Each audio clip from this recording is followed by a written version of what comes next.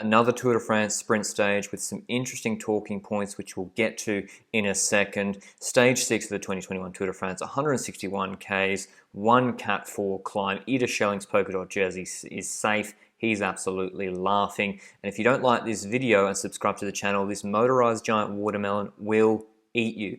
Anyway, straight out of the neutral zone, Azure Desert, Citroën and Lotto Soudal were keen on getting men into the break. It wasn't De Bois there that got into it, it was actually De Gent, and a strong break which FDJ and Arkéa had to chase for their sprinters Bouhanni and Demare out of the gate, tiring those teams out because that break had in it riders from the competing sprint teams, Asgreen for Deceuninck Quickstep and Jonas Rickaert for Alpecin-Fenix. But the cohesion in that breakaway kind of dissolved, I think, because Rickaert didn't want to help Asgreen threaten the yellow jersey of Mathieu van der Poel, and Søren Kragh Andersen obviously wanting to protect the 6th to 10th place of Cees Bol later in the sprint. So Greg van Avermaet, Golden Greg, had gone in a couple of weeks, went solo to be joined by Roger Kluge, who drew the short straw for Lotto Soudal to represent in the breakaway today. But the first discussion point of the day happened at the intermediate sprint with 56 Ks to go. Sagan had the door closed on him by Murkov, the lead-out man for Mark Cavendish in the green jersey. Cavendish had to brake or stop pedaling lest he went into the barriers. He was not happy. You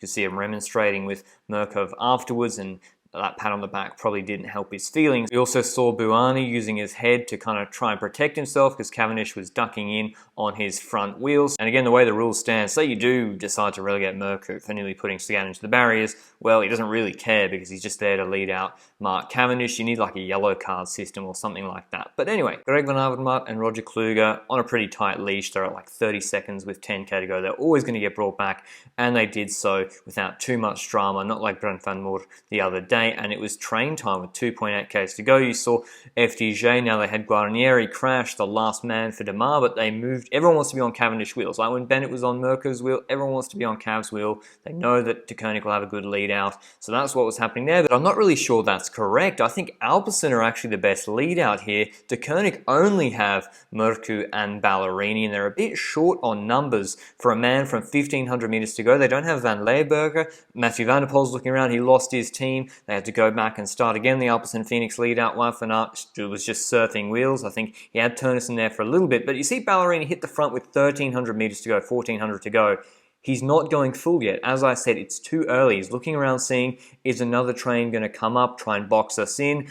Intermarché try to do that on the right-hand side for Van Poppel. But yeah, as I said, Deceuninck are missing a Lampaert or Van Leeuwenberger to really control things from 1,200 out. Wout van Aert moves over, decides to join the Intermarché train, then later realizes the Intermarché lead-out train ain't it, and he kind of gets sandwiched. He's behind Turns, or Sturven rather, and Mads Pedersen. Bouhanni's there with Demare on his wheel on the left-hand side. So they all go back to the Deceuninck side of the road, and it's Alpecin-Fenix on the right-hand side of the road. I've said it the other sprint video. They like to move up late. And of course, they were sprinting for Jasper Philipsen today for some bizarre reason. He's like 0-6 rather to Mark Cavendish, but why not try again in this participation race, only the biggest race in the world? And it's actually Jonas Rickaert beginning his lead out on the right-hand side. Ballerini started obviously his full lead out. He's about to flick Murk on the left-hand side, and this is exactly like Shell de Praise when Alpecin-Fenix tried to box in Deceuninck Quickstep, and they successfully did so when Murku was left on the front a little bit late, and Bennett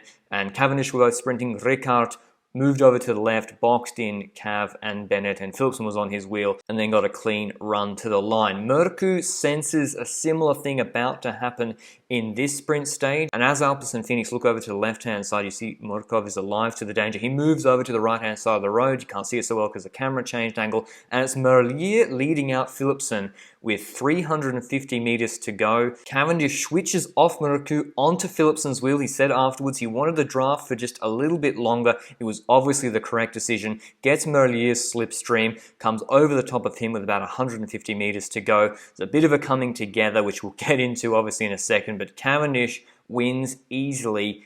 Further evidence that he is indeed much quicker than Jasper Philipsen. He won his first Tour de France stage here in 2008. The question that no one is asking except a few of you degenerates in my Instagram inbox is, did Mark Cavendish deviate from his lane? Should he have been relegated? What happened in this sprint with the coming together with Merlier and Philipsen? And we'll get into that now. So the first problem is, and you can see it clearly in the front on shot, is this dash line is diagonal at this point with 200 meters to go, and it is not parallel with the barriers nor perpendicular with the finish line. So that's problem number one. But first, I'll just remind you of the rules because everyone seems to forget them. Riders shall be strictly forbidden to deviate from the lane, not lane they selected when launching into the sprint, and in so doing endangering others. Well, the first question is, has Cav launched his sprint? It looks like it from this angle, but then there's no definition of what launching sprint means, and then when you actually look at the overhead shot, he's kind of still behind Merlier. So maybe he hasn't launched his sprint at this point, but he clearly has clear air, but he keeps moving to the right-hand side. Now, the straight line to the finish is this scrubbed out bit down the middle. They've obviously changed the lane markings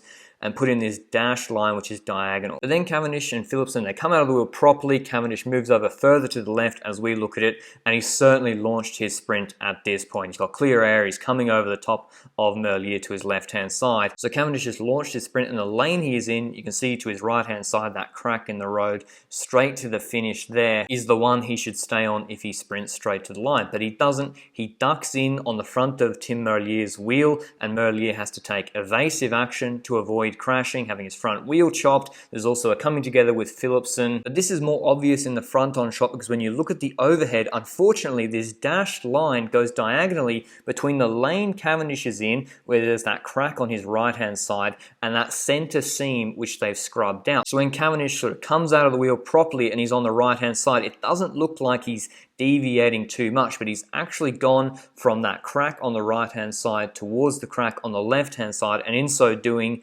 endangered Merlier by cutting across his front wheel. The initial diagonal angle of that white dash line also made it look like Philipsen was moving further to the right than he really was.